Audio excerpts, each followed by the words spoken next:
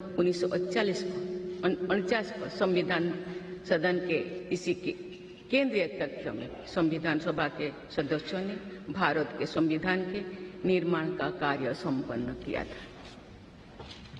आज ही के दिन उस वर्ष हम भारत के लोगों ने अपने संविधान को अपनाया था। स्वाधीनता के बाद संविधान सभा ने भारत की अंतरिम संसद के रूप में भी कर्तव्य निर्वहन किया। प्रारूप समिति के अध्यक्ष बाबा साहेब डॉक्टर भीमराव अंबेडकर हमारे संविधान के प्रमुख निर्माताओं में से थे।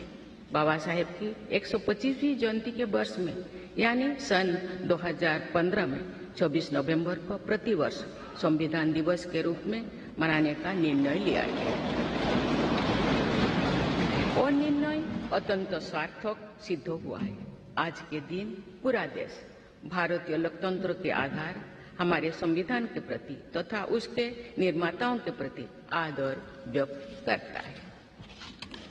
हम भारत के लोग अपने संविधान के प्रति व्यक्तिगत और सामूहिक स्तर पर आस्था व्यक्त करते हैं। अनेक योजनाओं के माध्यम से देशवासियों को, विशेषकर युवा वर्गों को संवैधानिक आदर्शों से अवगत कराया जाता है। संविधान दिवस से मनाने की परंपरा का शुभारंभ करने और उसे निरंतरता प्रदान करने की जितना भी प्रशंसा की जाए और कम। माननीय सांसदगण संसदीय प्रणाली को अपनाने के पक्ष में संविधान सभा में जो ठोस तर्क दिए गए थे वो आज भी प्रासंगिक है। विश्व के विशालतम लोकतंत्र में जन आकांक्षाओं को अभिव्यक्त करने वाली भारतीय संसद विश्व के अनेक लोकतंत्र के लिए आज एक उदाहरण के रूप में प्रतिष्ठित है। हमारे संविधान निर्माता चाहते थे कि संविधान के माध्यम से हमारा सामूहिक और व्यक्तिगत स्वाभिमान सुनिश्चित रहे। मुझे ये कहते हुए बहुत प्रसन्नता होती है कि बीते दशक में हमारे संसद ने जन आकांक्षाओं को अभिव्यक्त करने के अत्यंत प्रभावी उदाहरण प्रस्तुत किया है। संविधान निर्माताओं की अपेक्षाओं पर खरा उतरने के लिए मैं आप सभी सांसदों को बहुत बहुत बधाई देती हूँ। साथ ही कृतज्ञ राष्ट्र की ओर से मैं संविधान सभा के परम सम्मानीय सदस्यों की स्मृति में सादर नमन करती हूँ। हमारे संविधान की अंतरात्मा जिन आदर्शों में अभिव्यक्त होती है वो आदर्श है सामाजिक, आर्थिक एवं राजनैतिक न्याय, स्वतंत्रता, समता और बंधुता। मुझे ये देखकर हर्ष होता है कि इन सभी आयामों पर संसद सदस्यों ने संविधान निर्माताओं की परिकल्पनाओं को यथार्थ स्वरूप प्रदान किया है।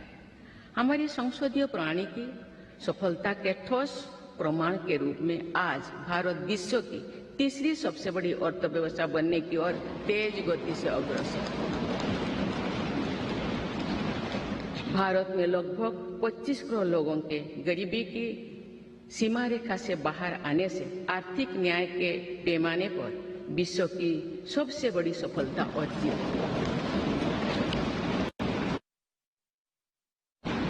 हमारे संविधान में सामाजिक न्याय को प्रमुखता दी गई है। सामाजिक न्याय के आदर्शों के अनुरूप समावेशी विकास के प्रयास किए जा रहे हैं।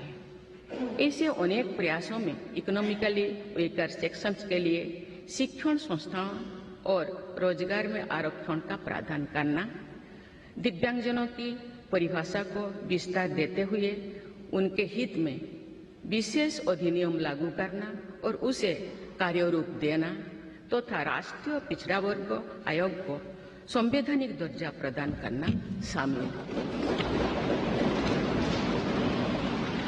3 तलाक से जुड़े सामाजिक कुरीति पर अंकुश लगाकर संसद ने हमारी बहनों बेटियों के सशक्तिकरण और सामाजिक न्याय की दिशा में ऐतिहासिक कदम उठाए हैं। देश के आर्थिक एकीकरण के लिए स्वाधीनता के बाद का सबसे बड़ा